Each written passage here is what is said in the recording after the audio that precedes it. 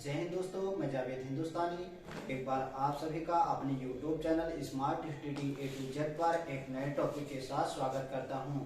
जैसा कि आपको पता है कि इस समय हमारा भारत के भूगोल का सीरीज चल रहा है, उसमें से हमने थोड़ा आपको पढ़ाया था और उसी टॉपिक से फिर जुड़े हुए अगला ये उसी टॉपिक से कनेक्टेड है लेक्चर।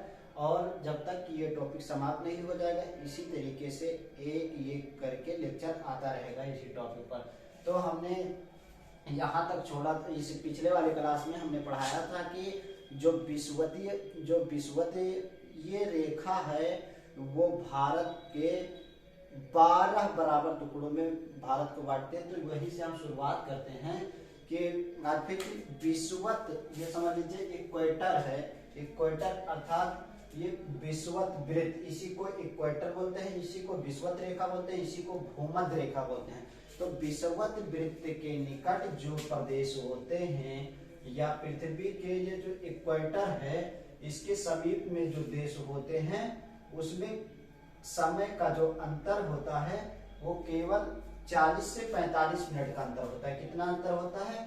40 से 45 मिनट का अंतर होता है। क्योंकि जो इनका जो अक्षांशीय विस्तार है और देशांतरीय विस्तार है ये ज्यादा दूरी पर ना होते हुए एकदम समीप में होता है। तो यही कारण है कि जो भूमध्य रेखा के आसपास के जो क्षेत्र पाए जाते हैं यहाँ पर समय में ज्यादा अंतर न दिखाई देता है, केवल वही 40-45 मिनट का अंतर होता है। अब यहाँ पर हम आते हैं, इसका एग्जाम्पल हम भारत में ही ले लेते हैं। भारत में यहाँ पर देखिएगा कि यहाँ ये थार का मरुस्थल पाया जाता है जो कि बहुत अत्यधिक गर्म मरुस्थल है। और यहाँ पर लद्दाख में एक मरुस्थल पाया जाता है। यहाँ जम्मू कश्मीर के सबसे ऊपरी में लद्दाख में ये सबसे मरुस्थल तो है लेकिन सबसे ठंडा मरुस्थल है। तो यहाँ के और यहाँ के इसमें देशांतरीय विस्तार अत्यधिक होने के कारण यहाँ पर देशांतरीय अक्षांशीय विस्तार अत्यधिक होने के कारण यहाँ पर 5.5 घंटे का अंतर होता है। यहाँ से यहाँ तक कि 5 घंटे का अंतर होता है। और अगर हम बात करते हैं यहाँ सौराष्ट्र, गुजरात के पास सौराष्ट्र से यहाँ अरुणाचल प्रदेश, इन दोनों का अगर अंतर भारत के अंदर देखें तो इन दोनों का अंतर हो जाता है 2 घंटे। कितने? 2 घंटे हो जाता है। तो यही कारण है कि भारत के अंदर एक माध्यम समय सीमा बनाया गया कि कहां से, जिससे कि ये इस अंतर को टाल सके। अगर देखिए कि अगर यहाँ पर अगर अरुणाचल प्रदेश में अगर जल्दी सुबह हो जाती है, समझ लीजिए कि 8 बजे 6 बजे पूरी सुबह हो जाती है, और वही गुजरात में अगर 8 बजे सुबह होती है, 2 घंटे सौराष्ट्र में, तो 2 घंटे का अंतर है। तो यहाँ जो आप इसमें काम करेगा इनके अपेक्षा इन्हें ज्यादा काम करना पड़ेगा। तो इसीलिए एक मानक समय सेट किया गया। क्या मानक समय सेट किया गया? तो जो ये मानक समय सेट किया गया ये 7 डिग्री 30 मिनट के कोणीय अंतर, मतलब कोणीय गुणांक पर सेट किया गया। किस पर? कोणीय गुणांक पर सेट किया गया। तो भारत के अंदर यहाँ पर इलाहाबाद में, कहा इलाहाबाद में एक नैनी स्थान पड़ता है, नैनी के समीप एक मिर्जापुर पड़ता है। कहा? इलाहाबाद के मिर्जापुर, इलाहाबाद के मिर्जापुर में भारत का जो माध्यम समयांक है उसे माना गया, जो कि 82.5 डिग्री देशांतर, 82.5 डिग्री देशांतर, मतलब ऐसे इधर की रेखा जाने वाली, ये 82.5 डिग्री देशांतर को माना गया एक समय रेखा। अब जो पृथ्वी है ये अपने अक्ष की घूर्णन, मतलब ये अपने अक्ष का चक्कर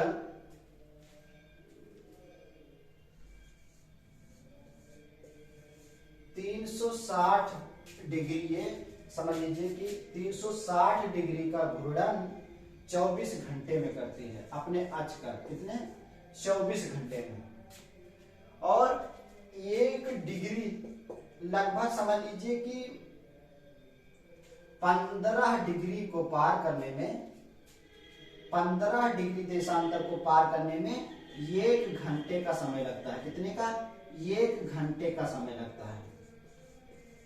अब इसी प्रकार जब हम निकालेंगे तो 1 डिग्री देशांतर, 1 डिग्री देशांतर बराबर 4 मिनट निकल कर आता है। तो 4 मिनट। तो इसी तरीके से जितने डिग्री पर जो देश, जो राज्य होगा, जितने डिग्री पर, ये 82 डिग्री के जितनी दूरी पर, अब ये समझ लीजिए कि हम यहाँ इलाहाबाद, यहाँ मान लीजिए कि जैसे कि ये भारत का ये यूपी है, अब यूपी में यहाँ इलाहाबाद मान लीजिए, अब यहाँ 82.5 डिग्री, अब ये मानक समय मान लिया गया। अब इसके बाद में अगर कोई राज्य यहाँ पड़ता है, ये समझ लीजिए कि यहाँ पड़ गया दिल्ली आपका, तो दिल्ली इससे जितने देशांतर, जैसे एक देशांतर या 10 देशांतर, जितनी देशांतर दूरी पर ये स्थित है, उतने ही 4 मिनट जोड़ दीजिएगा। फिर इसका अंतर निकल आएगा कि इसमें और इसमें कितने घंटे का अंतर है। यही कारण है कि आप देखेंगे कि जैसे यूपी की अपेक्षा यहाँ कभी देखेंगे, जैसे महाराष्ट्र या गुजरात या मुंबई, जो जितने साइड में, तो यहाँ 30-40 मिनट का, कभी कभी 30-40 मिनट का अंतर रहता है। तो मुझे विश्वास है कि ये बात आपको समझ में आई होगी। अब उसके बाद में हम आते हैं कि जैसे जो भारतीय मानक के समय जैसे 82.3 डिग्री, तो हमने बता दिया। अब बात आती है जैसे कि भारत के जैसे सीमा, अब जैसे यहाँ हिंद महा, हमने बताया था कि भारत के इधर यहाँ बंगाल की खाड़ी, और यहाँ पर अरब सागर, और यहाँ हिंद महासागर, ये तीनों जल राशियां पड़ती हैं। लेकिन जो हिंद महासागर है, यहाँ पर जो भारत हिंद महासागर है, ये हिंद महासागर के ही 2 रूप हैं, जिसे हम अरब सागर बोलते हैं और इधर वाले को बंगाल की खाड़ी बोलते हैं। और जब ये बंगाल की खाड़ी और अरब सागर से, इससे भारत के अंदर सांस्कृतिक और व्यापारिक गतिविधियां हुई, जिससे भारत को लाभ हुआ। अब हम यहाँ पर इसके बाद में आते हैं कि जैसे कि भारत की कौन से सीमा, अब यहाँ समय की बात आई तो भारत की जो समय सीमा है, या किन राज्यों से होकर भारत की ये मानक समय रेखा गुजरती है, तो ये 5 राज्यों से होकर गुजरती है। कितने? 5 राज्यों से होकर भारत की मानक समय रेखा गुजरती है। कौन कौन से? सबसे पहले आते हैं यूपी, उत्तर प्रदेश, फिर उसके बाद में हम आते हैं एमपी, मध्य प्रदेश, उसके बाद में हम आते हैं छत्तीसगढ़, उसके बाद में हम आते हैं आंध्र प्रदेश, उसके बाद में हम आते हैं उड़ीसा। ये ऐसे 5 राज्य हैं जहां से भारतीय मानक समय रेखा होकर के गुजरती है। कौन कौन से?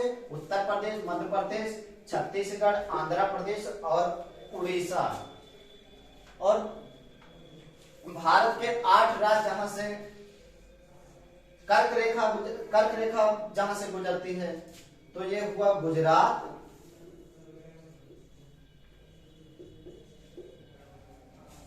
राजस्थान, मध्य प्रदेश, छत्तीसगढ़, झारखंड,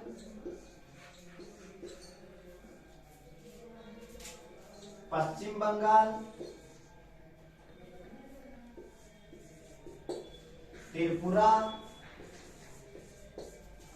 और मिजोरम।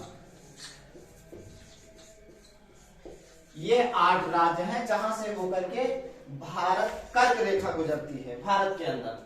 अब ये तो हुई कर्क रेखा और भारतीय मानक समय रेखा की बात। अब हम आते हैं कि जैसे भारत के चारों ओर इसके जो पड़ोसी देश हैं, ये कौन कौन से देश पाए जाते हैं, तो इसमें से हम सबसे पहले ले लेते हैं किसको?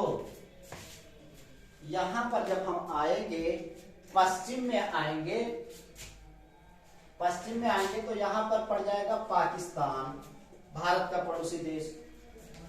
उसके बाद में हम जब उत्तर और पश्चिम में, जैसे ये उत्तर हुआ और इधर पश्चिम हुआ, यहाँ पर आएंगे तो अफगानिस्तान।